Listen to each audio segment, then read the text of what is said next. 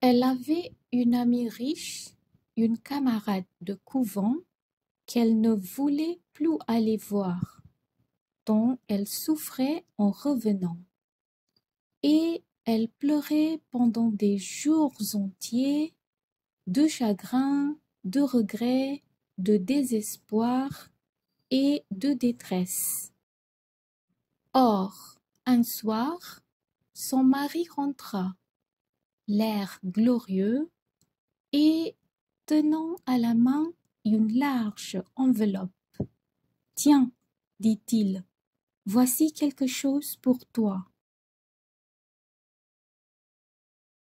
Elle déchira vivement le papier et en tira une carte imprimée qui portait ces mots.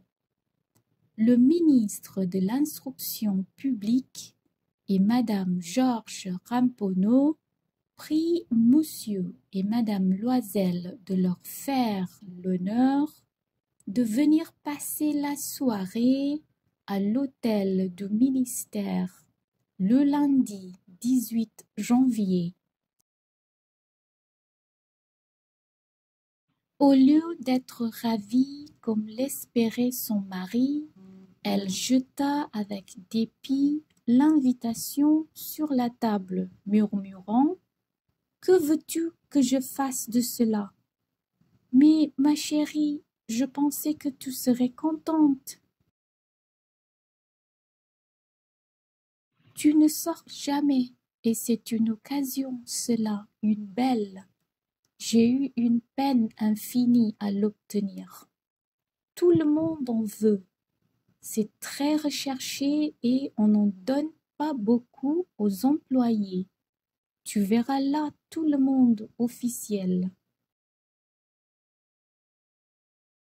Elle le regardait d'un œil irrité, et elle déclara avec impatience: « Que veux-tu que je mette sur le dos pour aller là? » Il n'y avait pas songé, il balbutia: « Mais la robe avec laquelle tu vas au théâtre, elle me semble très bien à moi. » Il se tut stupéfait, éperdu, en voyant que sa femme pleurait. Deux grosses larmes descendaient lentement des coins des yeux vers les coins de la bouche. Il bégaya: « Qu'as-tu? Qu'as-tu? »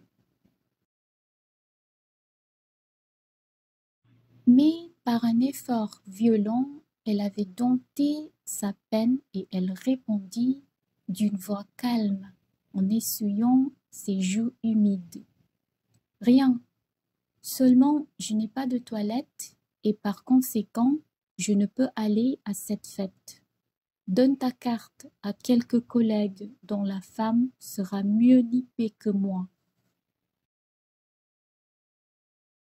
Il était désolé. Il reprit: « Voyons, Mathilde, combien cela coûterait-il, une toilette convenable qui pourrait te servir encore en d'autres occasions, quelque chose de très simple? »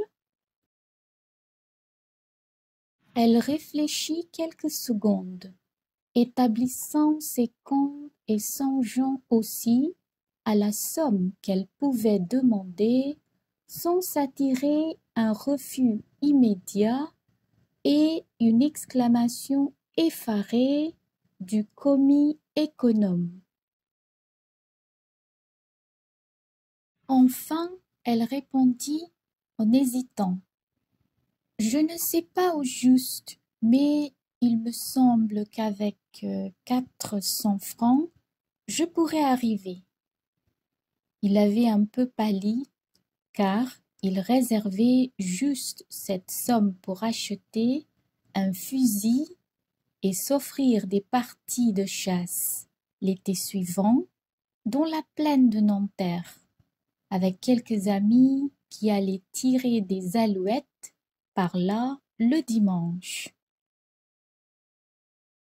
Il dit cependant: « Soit, je te donne 400 francs, mais tâche d'avoir une belle robe. » Le jour de la fête approchait, et Madame Loisel semblait triste, inquiète, anxieuse. Sa toilette était prête cependant. Son mari lui dit un soir: « Qu'as-tu? Voyons, tu es toute drôle depuis 3 jours. » Et elle répondit: « Cela m'ennuie de n'avoir pas un bijou, pas une pierre, rien à mettre sur moi. J'aurais l'air misère comme tout. J'aimerais presque mieux ne pas aller à cette soirée. » Il reprit: « Tu mettras des fleurs naturelles. C'est très chic en cette saison-ci. Pour 10 francs, tu auras 2 ou 3 roses magnifiques. » Elle n'était point convaincue. Non, il n'y a rien de plus humiliant que d'avoir l'air pauvre au milieu de femmes riches.